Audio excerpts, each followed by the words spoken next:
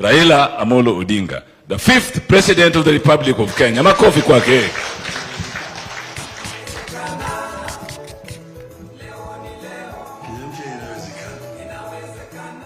Hi.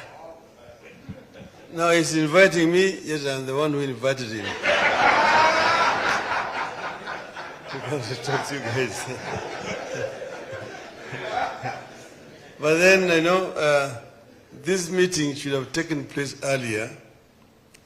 My brother, my Shemeji, Francis Atwoli, had invited me about 2 months ago. But because of other commitments, you have kept on postponing. Until last week, he said, this one is now cast in stone. Tuesday, the 12th, he must come to talk to the workers. And today we are here. Asanteni sana. So, Naswahili wasema ati hayawi. Huwa. Sasa tumefika siku ya leo. And I'm happy to listen to workers, representatives, and their concerns. Professor has told you about the role that the union has played in the history of this country. We were there, we were young boys in that period of time when you had the KFL, at that time, Tom Boyer, as the Secretary General. You had got the Dock Workers Union in Mombasa, then Dennis Akumu. You had the Railway Workers Union. All those are the unions here, which were very key in agitating for independence of this country. But what happened here was not unique. It happened also in other countries, in Tanganyika, in Ghana, then Gold Coast, in Nigeria, all over Africa. The trade union movement were the pioneers in the struggle for independence of Africa. So trade unions are therefore very, very key. And post-independence, also the trade union has played also a very important role up to today, where we are today. But then it is global, all over the place. You go to Britain, you see the role that the Trade Union Congress has played, United States, and so on.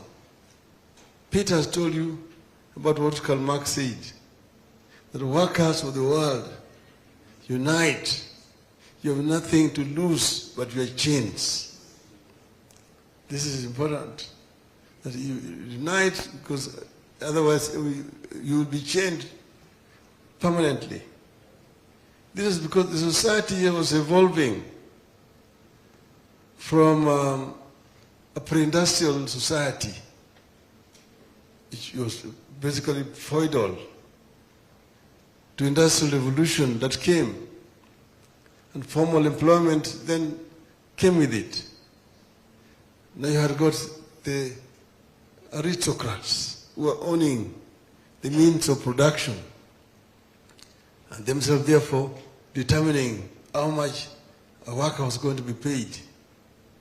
There was a lot of exploitation of the working class in that period of time, until the unions grew up, came up, and people were able to agitate for better conditions of employment and living.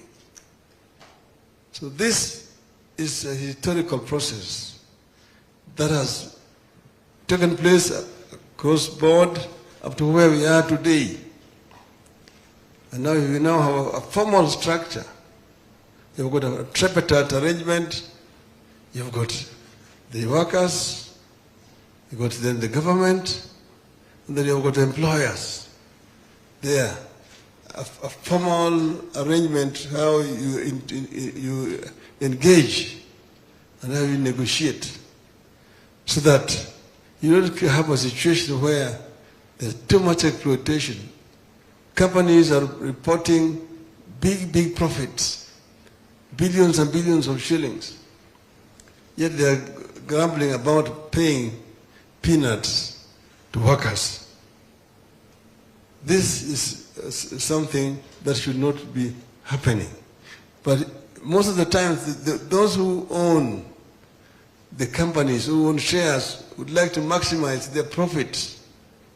And that's why it is important to have a union that will ensure also that workers don't lose out in this. But what kind of society do you want to create? When they were fighting for independence, remember very well, they were saying that we want Mzungu to leave, Mwafrika take over, so that we can be able to confront three major enemies of our people: ignorance, poverty, and disease. Those are the enemies which were identified at that time.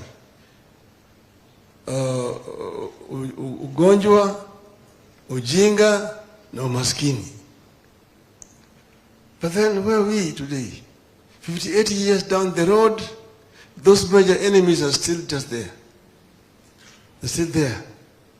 Some of them have even grown stronger in terms of poverty. We have done something about literacy, but not where we should be. But poverty is still there in our country today.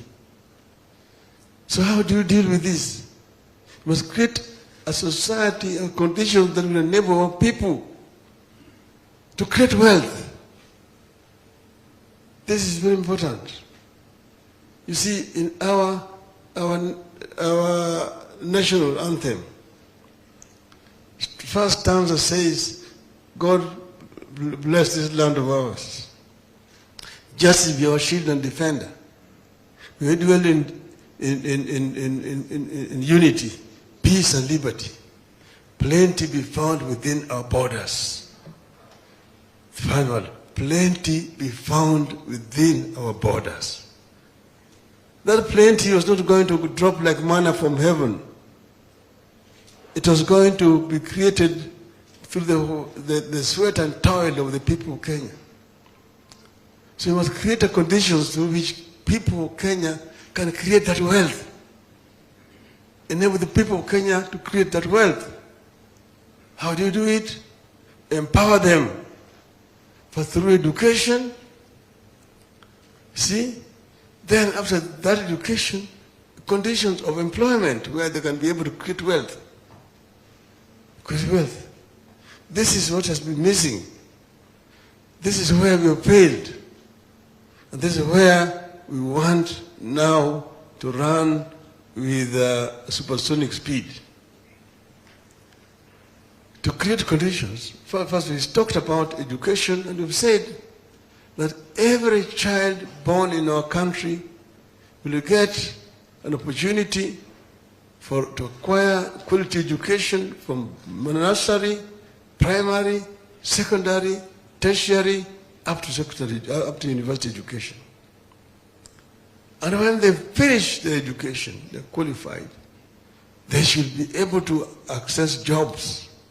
The jobs where they can be able to earn proper, decent salaries, to enable them to have upward social mobility, to change their socio-economic status, and also be able to support their parents. This is very important. And those who want to do business should also have an opportunity to access capital so that they can begin to start up their own businesses and have an opportunity to grow those businesses so that instead of becoming employers, they can become, employees, they can become employers. This is another thing that is important.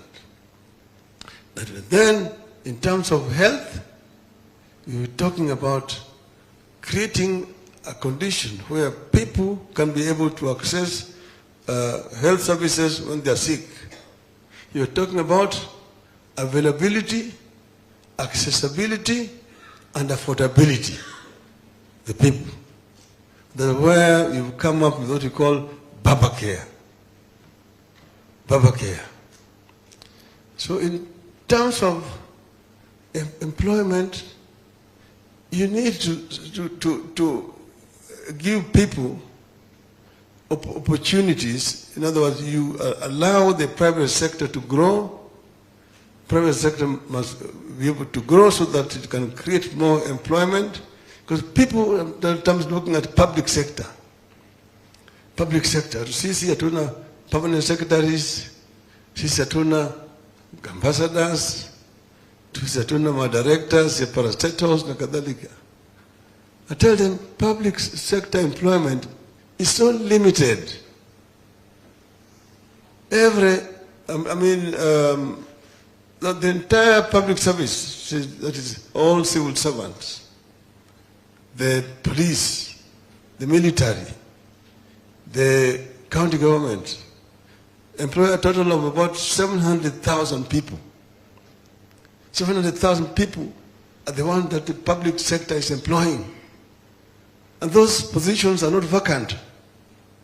They are all occupied. Vacancies only occur when somebody dies or somebody retires. And that is about 10% of the total. Out of 700,000, 70,000 per annum. But every year, we churn into the labor market about 1 million people. Those leaving schools at primary, at secondary, at colleges, at universities. About 1 million people. If those people were chasing 70,000 jobs, where would they be? So the solution is to ensure that the private sector grows and creates more employment. This is the most important thing. So that's why we must encourage the private sector and remove all the impediments that are making it difficult for private sector to grow. Things like infrastructure. You guys all know, the infrastructure is a major impediment to investment in this country. A unit of electricity costs 14 cents, US cents here in Kenya. In Egypt, it is 3 cents. So most of the manufacturers will migrate to Egypt and go and manufacture in Egypt and export back to Kenya. You're exporting jobs to Egypt. You're exporting jobs to China.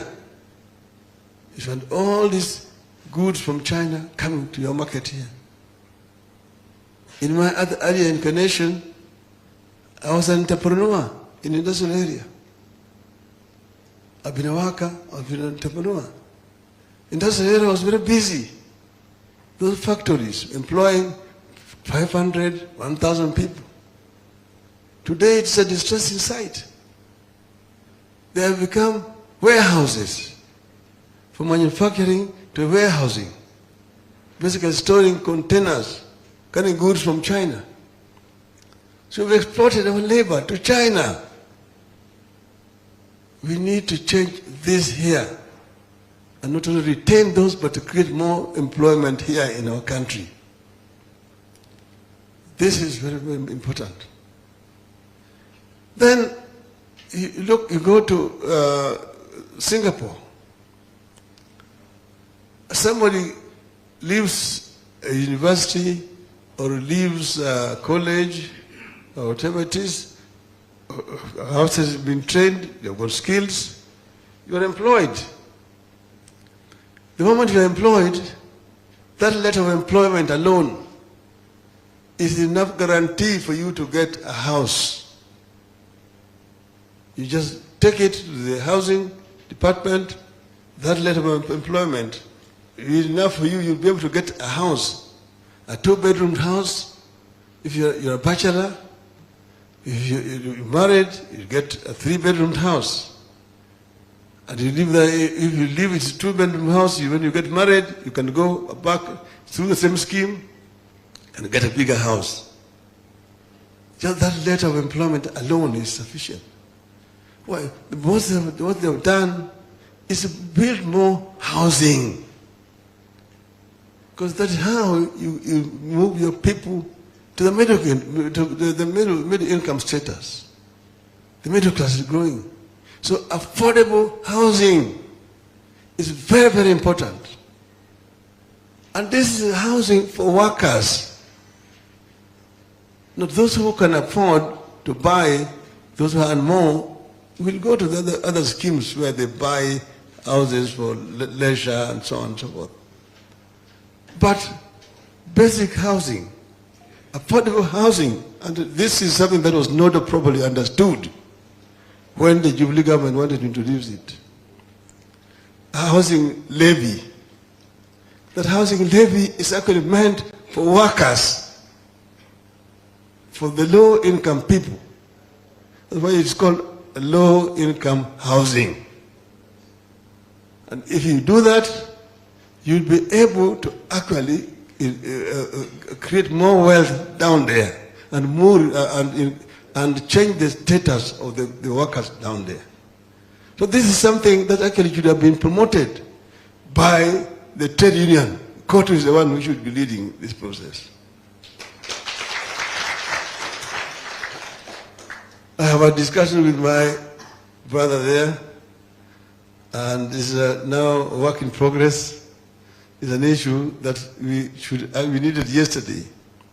When you get there, we'll roll it out with the concurrence of Cotu, and we'll ensure that UIM members are the major beneficiaries of that scheme. We will ensure, of course, Madam talked about zero tolerance to harassment, not only on women, but of men. That goes without question. Zero tolerance to any form of harassment or any form of violence against any Kenyan citizen. You know that violence at work has been prevalent a lot. And this is something that we really want to bring to an end. And also gender-based violence is also been on the increase in our country. Something that we cannot tolerate. And you have situations where when women go to report violence against them at the police station, the police are just laughing at them. Ati mimi nilikuwa nimeshikwa na huyo jamaa, anasema wewe unimfanyia nini? Wanacheka tu. Those kind of things we must change. And we'll digitize crime reporting so that women do not have to go to a police station to be harassed by men there. Okay? We will, of course, the issue of representation on the board of NSSF, that should be automatic, because that is workers' money. You don't have to negotiate with anybody. That is a worker's right. The workers have got a right to go and they'll be there to ensure that their money is not misused or misappropriated by people who have no interest of workers at heart. So there are issues that we sit down and discuss with workers. Because workers are the wealth creators. That's where wealth is created. That's where the rubber meets the road. So we will basically, it will be a relationship of constant dialogue and engagement, because what we really want to do is to achieve the Kenyan dream, which I've mentioned to you. The Kenyan dream is in our national anthem. A prosperous country. Plenty is found within our borders. In the Bible, the country where the plenty is found is called? Sio Raila linasema. Iko Biblia. That's the Canaan I said I was going to take the people to. Because it's there that plenty be found within our borders. So we will deal with issues of want in our society, a country which is caring, which ensures that there's no excessive exploitation of the people. But also, we don't just want to be crumbling here for the smaller piece of bread. You see, when people are just, with the problem we have here, everybody wants this piece of cake. But nobody is talking about how to grow this cake. They're all more concerned about how to eat it. And people are cutting each other with the knives here. Talk about where mitosha waje ningie. Nobody is talking how to make the cake bigger.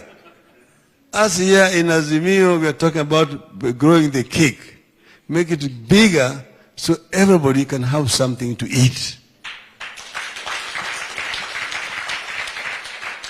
Tusiwe tu hapa ati wewe ndio ulikula jana, leo sisi kwa kukula, wewe lala njaa mimi ndio kukula. Everybody must have a square meal on a daily basis. And it can be done if we agree that we will work together very hard to grow this cake. And if we grow this cake, everybody will be happy. All our workers will be happy. Because everybody will know they have got a shelter. Nobody is living without a shelter. And if you go and look at those workers in Singapore, in Malaysia, even in Korea, and so on, look at how they have been able to transform their country. South Korea was equivalent to Kenya in 1963, economically. The GDP of South Korea and Kenya was the same. The population of South Korea and Kenya was the same. The level of literacy was the same. The per capita income was the same. Major economic indicators, Korea and Kenya, the same. Now, 58 years down the road, Korea's economy is 50 times bigger than that of Kenya. 50 times bigger than that of Kenya. When I was Minister for Roads, I went to Korea to ask for a loan to buy construction equipment. They gave me $50 million loan. And I got equipment from there. The excavators, the graders, the compactors, the tippers, all those major road moving machinery I got from South Korea to here. I took them to various districts in the country. They are all manufactured in South Korea. Samsung, you have in here, Samsung. LG, Hyundai, Daewoo are all manufactured in South Korea. Here you're still struggling to manufacture a needle. See? So we must think out of the box as a country. We must compare ourselves, benchmark ourselves with other countries and ask, what did they get right which we got wrong in Kenya? If you do that, then we'll be able to change our country. If you don't, another 50 years down the road, you'll still be here. Talking about ignorance, poverty, and disease. I just want us to begin a new journey from the 9th of August this year. And when we start, we will be constantly consulting. But we begin by actually putting the structures in place. And you will see after 100 days, 100 days of Baba's government will show you exactly what Baba's government is going to do in the next 5 years. Asanteni sana, Mungu awabariki.